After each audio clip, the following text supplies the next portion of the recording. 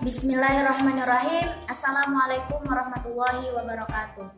Perkenalkan, nama saya Raihatul Fitrina, NIM saya 2014120303, Prodi Ekonomi Syariah, kelas B semester 2. Video ini adalah untuk memenuhi salah satu tugas ujian akhir semester mata kuliah Fikih Muamalah yang diampu oleh Ibu Fitri Faijah MH. Dalam video ini, kita akan mentes atau mewawancarai mahasiswa ataupun masyarakat tentang fikih muamalah. Jadi, dikarenakan saya berada di Mahat Al-Jamiah IAIN Palangkaraya, saya akan mewawancarai teman seasrama saya untuk mengetes pengetahuan mereka tentang fikih muamalah. Let's go! Ini guys, suasana Mahat sepi sekali karena orangnya sudah pada lulus.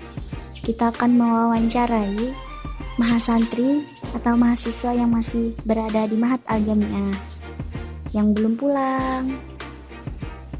Assalamualaikum warahmatullahi wabarakatuh. Jadi Kak, di sini saya mau mewawancarai Kakak. Kalau boleh tahu, bisa diperkenalkan dulu nama dan prodinya. Baik, Assalamualaikum warahmatullahi wabarakatuh. Waalaikumsalam warahmatullahi wabarakatuh. Perkenalkan, nama saya Suci Wulandari dari Prodi PAI. Baik, kalau boleh tahu dengan Kakak siapa?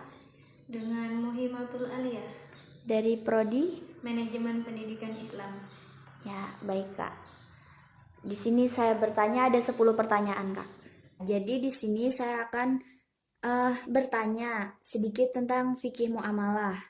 Jadi Kakak silahkan menjawab sepengetahuan Kakak saja. Jadi yang pertama yaitu aturan-aturan atau hukum Allah Subhanahu wa Ta'ala yang ditujukan untuk mengatur kehidupan manusia dalam urusan duniawi dan sosial kemasyarakatan merupakan pengertian dari A. Fikih ibadah, B. Fikih muamalah, C. Fikih munakahat, D. Fikih ukubah. B. Fikih muamalah. D. Fikih ukubah. B. Fikih Muamalah. Yang kedua, berikut yang bukan merupakan kedudukan harta dalam Al-Quran dan Sunnah adalah A. Perhiasan kehidupan dunia, B. Cobaan bagi manusia, C. Dijadikan ibadah menurut pandangan manusia, D. Bekal mencari dan mengembangkan ilmu. D. Bekal mencari dan mengembangkan ilmu. D. Bekal mencari dan mengembangkan ilmu. Ya. Pertanyaan ketiga, kesepakatan dalam perjanjian antara dua pihak atau lebih untuk melakukan atau tidak melakukan perbuatan hukum tertentu merupakan pengertian dari A. Kontrak, B. Akad, C. Iltizam, D. Wan prestasi. B. Akad. Jawabannya akad. Keempat, syarat sah akad apabila terhindar beberapa hal di bawah kecuali A. Gharar, B. Al-jahalah, C. Saling ridho, D. Kemudaratan. C. Saling ridho. C. Saling ridho. Pertanyaan kelima, yang bukan merupakan nama lain dari jual beli adalah A. At-tabaru, B. At-tijarah, C. Al-ba'i, D. Perdagangan. A. At-tabaru. A. At-tabaru. Pertanyaan keenam, berikut jual beli yang dilarang atau batil atau diperselisihkan dalam Islam kecuali A. Jual beli oleh anak kecil, B. Jual beli waktu azan Jumat, C. Jual beli orang buta, D. Jual beli dengan ucapan atau tulisan atau syarat. B. Jual beli waktu azan Jumat. Jual beli waktu azan Jumat. 7. Khiyar yang ditetapkan oleh syara bagi setiap pihak yang melakukan transaksi selama para pihak masih berada di tempat transaksi disebut A. Khiyar syarat, B. Khiyar majelis, C. Khiyar aib, D. Khiyar ru'yah. B. Khiyar majelis. B. Khiyar majelis. Pertanyaan ke-8. Berikut yang termasuk dalam jenis barang ribawi kecuali A. Emas, B. Perak, C. Gandum, D. Motor. Motor. D. Motor. Motor. Pertanyaan ke-9. Memiliki manfaat dalam waktu tertentu dengan tanpa imbalan merupakan pengertian dari A. Ariyah, B. Albai, C. Ijarah, D. Qard. C. Ijarah. A. Hadiah. Pertanyaan yang terakhir ya Kak. Berikut yang termasuk akad kerjasama kecuali A. Mudarabah, B. Syirkah, C. Muzara'ah, D. Murabahah. Mudarabah. Pertanyaan terakhir. Berikut yang termasuk akad kerjasama kecuali A. Mudarabah, B. Syirkah, C. Muzara'ah, D. Murabahah. B. Syirkah. Mudarabah. Ya, baik, terima kasih Kak telah meluangkan waktunya untuk diwawancara. Terima kasih. Iya, sama-sama. Terima kasih Kak telah meluangkan waktunya untuk diwawancarai. Saya ucapkan Assalamualaikum warahmatullahi wabarakatuh. Waalaikumsalam warahmatullahi wabarakatuh. Selanjutnya, di sini saya akan menganalisis jawaban dari kedua narasumber yang telah saya beri pertanyaan. Yang pertama yaitu narasumber yang pertama, Kak Suci Wulandari.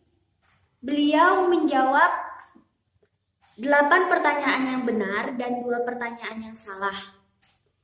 Sedangkan narasumber yang kedua itu juga menjawab 1 pertanyaan yang salah. Jadi menurut saya, kedua narasumber yang sudah saya tanya tadi itu memiliki pemahaman yang cukup tentang fikih muamalah. Jadi kemungkinan dari 2 pertanyaan tersebut mereka kurang memahami apa yang saya tanyakan.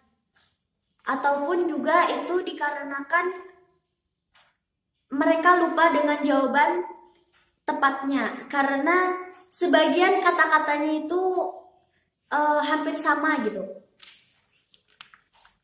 Kak Suci Wulandari salah menjawab pertanyaan nomor 9. Sedangkan Kak Muhimatul Aliyah, beliau salah pada. Jadi kita analisis pertanyaan nomor 10 saja.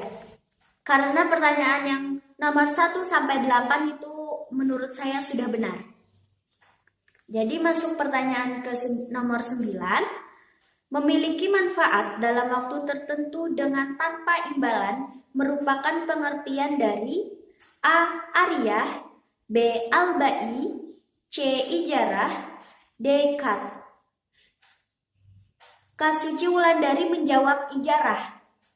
Sedangkan ijarah itu memiliki arti atau pengertian akad pemindahan hak guna atas barang atau jasa melalui sewa tanpa diikuti dengan pemindahan kepemilikan atas barang itu sendiri.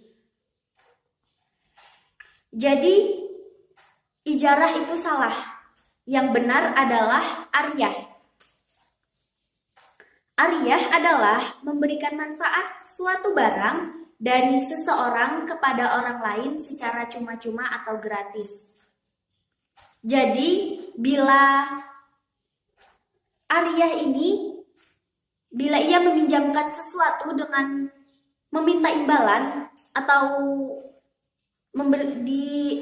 mengharap upah, itu bukan ariyah namanya. Jadi nomor 9 ini adalah jawaban yang benar ariyah. Lanjut ke pertanyaan nomor 10. Berikut yang termasuk akad kerjasama kecuali A. Mudarabah, B. Syirkah, C. Muzara'ah, D. Murabahah. Kak Suci Wulandari menjawab syirkah, sedangkan kamu himatul aliyah menjawab mudarabah. Tapi menurut saya keduanya itu merupakan termasuk dalam akad kerjasama. Sedangkan yang tidak termasuk itu adalah muzaraah. Jadi menurut Imam Taqiyuddin di dalam kitab Kifayatul Ahya menyebutkan bahwa muzaraah adalah menyewa seseorang pekerja untuk menanami tanah dengan upah bagian yang keluar darinya. Jadi muzaraah itu adalah misalnya saya memiliki modal dan saya menyewa orang untuk mengerjakan tanah saya. Jadi menurut saya cukup analisis saya terhadap jawaban kedua narasumber saya, yaitu dari prodi Pendidikan Agama Islam dan prodi Manajemen Pendidikan Islam. Jadi kedua narasumber saya tersebut telah memahami apa itu fikih muamalah dan apa-apa yang terkandung di dalam fikih muamalah.